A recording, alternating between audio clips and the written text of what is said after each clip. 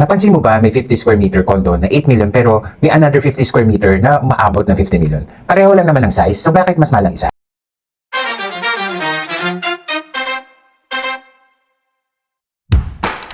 Today, explain ko sa inyo ang pinakalagang factors na nagdidikta ng value ng isang property. Factor number 1, location. Ito ang pinakamalaking dahilan. The closer a property to business districts, airports, MRT, malls, schools, at major roads, the higher its value usually becomes. You're not just buying a condominium, you're buying convenience and time.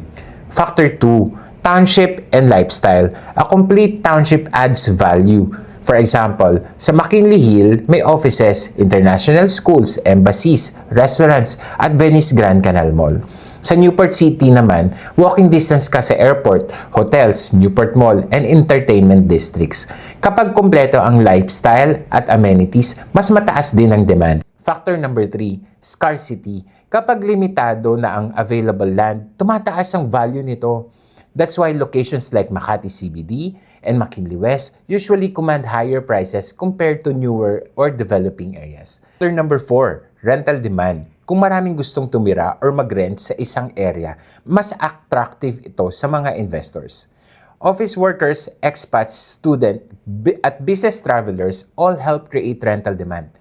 Factor number 5, payment terms. Hindi lang total price ang dapat tinitignan. Some ready for occupancy projects offer low move-in down payments, zero interest monthly installments, and longer payment terms. Sometimes, you're paying not only for the property but also for the flexibility of the payment scheme.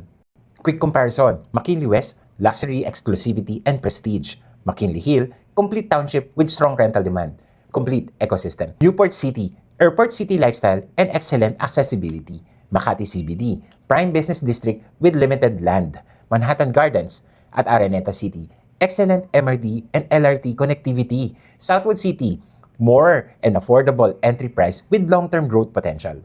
So remember, the most expensive property is not always the best investment, and the cheapest property is not always the best deal. The best property is the one that matches your goals, your budget, and your long-term plans.